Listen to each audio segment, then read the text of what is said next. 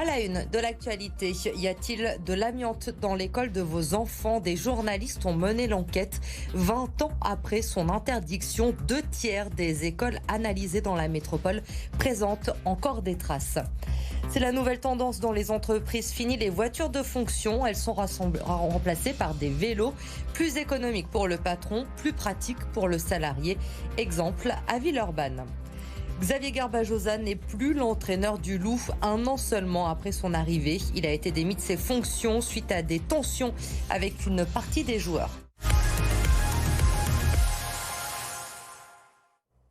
Elle est interdite depuis 20 ans. L'amiante, longtemps utilisée dans la construction des bâtiments et plus particulièrement des écoles, est à l'origine de nombreuses maladies. Des journalistes de Vert de Rage sur France 5 ont donc décidé de mener une enquête sur le sujet. Vous avez pu y avoir accès, Pauline Tugend. Qu'en ressort-il ? Eh bien d'abord qu'il est bien difficile d'avoir une vue d'ensemble sur le sujet. Sur les 700 écoles primaires et maternelles de la métropole de Lyon, 70% n'ont pas répondu à nos confrères de Vert de Rage, interrogés pour un documentaire diffusé ce soir sur France 5. Il y a donc une grande opacité sur le sujet. Pour autant, leur enquête est alarmante. Sur les 181 écoles qui ont répondu, eh bien 2/3 contiennent de l'amiante dans la métropole de Lyon, 63% précisément. Résultat assez prévisible finalement, car une grande majorité des établissements ont été construits avant 1997, année d'interdiction de l'utilisation de l'amiante. Pour le cofondateur du collectif Urgence Amiante École, il est grand temps que l'État se saisisse de cet enjeu sanitaire. Nous, ce qu'on demande à l'État, c'est déjà un recensement de l'ensemble du bâti scolaire de manière exhaustive qui permette finalement une forme de prévention et de prévention notamment des opérations dangereuses de maintenance ou d'entretien des petits travaux dans les bâtiments scolaires. Ce manque de connaissances, il est lié aussi à un enjeu financier.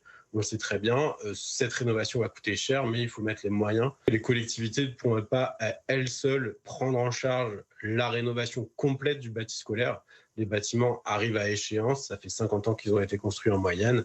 Il faut financer leur réhabilitation globale, sanitaire, thermique et globale. Pour connaître les écoles contaminées, les journalistes de Vert de Rage ont créé un moteur de recherche spécial. Si l'école de vos enfants ne leur a pas répondu, eh bien vous pouvez contacter directement sa direction et lui demander de consulter le diagnostic du bâtiment. C'est un document obligatoire et public.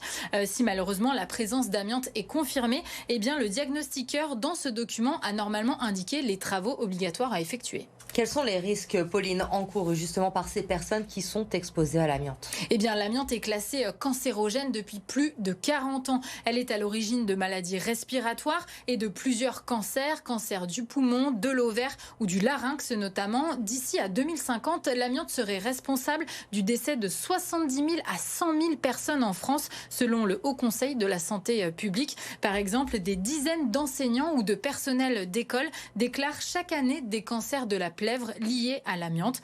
Enfin, du côté des enfants exposés, eh bien, c'est un grand point d'interrogation car ces cancers peuvent se déclarer plusieurs dizaines d'années après, entre 20 et 40 ans plus tard, selon l'ANSES. Merci Pauline pour ces précisions et donc bien sûr cette enquête à découvrir chez nos confrères de France 5, donc avec ce documentaire consacré à la présence d'amiante dans les écoles françaises. Elle est loin de faire l'unanimité cette semaine. Une proposition de loi pour lutter contre les déserts médicaux est examinée à l'Assemblée nationale. Parmi les propositions, interdire l'intérim en début de carrière ou encore ouvrir dès la 3e année d'études la possibilité de signer des contrats d'engagement de service public. Il prévoit une allocation mensuelle contre un engagement dans un désert médical. Écoutez ce qu'en pense le docteur Mokhtaria Alikada. Elle est secrétaire du collectif Médecins pour demain au micro d'Arthur Blé. Cette proposition de loi Valletoux, elle vient rajouter des couches administratives. La deuxième chose, c'est que nos jeunes confrères et les confrères plus âgés ne s'installent pas et ne restent pas installés parce que nous ne sommes pas suffisamment rémunérés. La consultation à 25 €, elle est bloquée depuis 2017.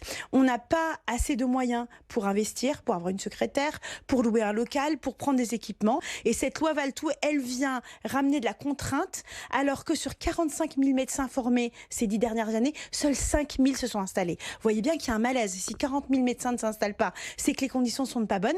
Et si en plus au-dessus de ça, vous rajoutez de la contrainte, eh ben, ça va être encore plus catastrophique. Oubliez la voiture de fonction et place au vélo. Il y en a environ 12 000 aujourd'hui en France et de plus en plus d'entreprises sont séduites par les offres mises en place par l'État, des avantages fiscaux d'un côté et pour le salarié, un gain de temps notamment dans les transports. Exemple à Villeurbanne, Arthur Blais. Comme tous les matins, Romain parcourt une dizaine de kilomètres pour se rendre à son travail. Mais son vélo électrique n'est pas le sien, il s'agit d'un véhicule de fonction. Une proposition de son entreprise qui l'a séduit. Vraiment un gain de temps, de sérénité. J'ai plus de questions de se poser si le bus est en retard, si le métro est là ou pas là, est bloqué, s'il y a des bouchons en voiture. On maîtrise tout à fait nos déplacements. Même si j'ai des déplacements dans la journée, je l'utilise. En un quart d'heure, je suis à peu près partout dans l'agglomération lyonnaise et l'hypercentre. Sur les 300 salariés de son entreprise, une trentaine bénéficient aujourd'hui d'un vélo de fonction. L'entreprise paye 70% des charges mensuelles. Le reste est à payer par le salarié. Au bout de 3 ans, il peut même racheter son vélo moins cher. Un investissement pour l'entreprise qu'elle ne regrette pas. Le prix d'un vélo, c'est entre 3 000 et 5 000 euros. C'est un leasing sur 3 ans. Donc en coût mensuel, c'est pas exorbitant. C'est un avantage qui trouve du sens aussi. Je pense à ce jour, et puis qui permet aussi de garder nos salariés en pleine forme. Des vélos pour la forme donc, mais aussi pour attirer. Ce nouveau type de véhicule de fonction est désormais un argument lors des recrutements. La métropole de Lyon poursuit le déploiement de ses bornes à compost. Il y en a déjà 600 installées dans le 7e arrondissement, mais aussi à Villeurbanne, Dardilly, Écully, Champagne-au-Mont-d'Or, Craponne et Sainte-Foy-les-Lyons.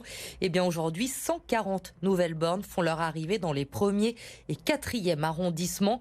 Avec une nouveauté, elles sont désormais accessibles aux petits commerçants et aux restaurateurs de moins de 50 couverts. Un intérêt très concret pour eux, c'est qu'ils sont sous une obligation réglementaire. Ils ont l'obligation de trier et de faire traiter leurs déchets. Donc en gros, là, on leur propose de bénéficier du service public pour les petits restaurateurs. Pour les autres, il faut qu'ils aient accès à un prestataire. Donc c'est une réelle économie pour eux. Et puis ensuite, c'est très vertueux d'un point de vue écologique, puisque ça permet une vraie valorisation de ces déchets. Au lieu de les incinérer ou de les enfuir, là, on les transforme en compost qui permet d'amender les terres agricoles et de produire à nouveau des fruits et des légumes, notamment en local. Donc le restaurateur a tout intérêt à s'inscrire dans cette boucle vertueuse.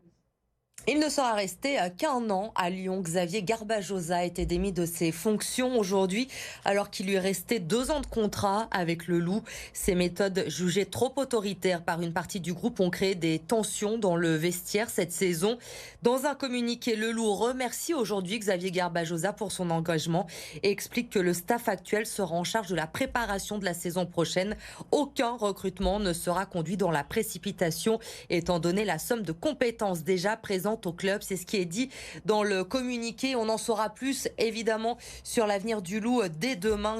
Yann Roubert, le président du Loup Rugby, sera mon invité à partir de 17h15. Mais cette décision aujourd'hui n'a pas franchement surpris. Écoutez. C'était devenu inéluctable sur la fin de saison, les derniers jours même, malgré une bonne saison sportive. Donc 3e place quand même au classement général. Le Loup aurait certainement signé d'emblée en début d'année. Mais de l'autre côté, trop de tensions au sein du vestiaire. Quand vous avez 8 cadres qui vont voir une délégation qui va voir son président pour demander la tête de l'entraîneur, ça veut dire qu'il y a des problèmes relationnels. C'est peut-être pas le terrain qui a été finalement fatal à Xavier Garbajosa, mais peut-être ce relationnel avec les joueurs qu'il n'a pas su établir, ce qui lui a certainement coûté son poste.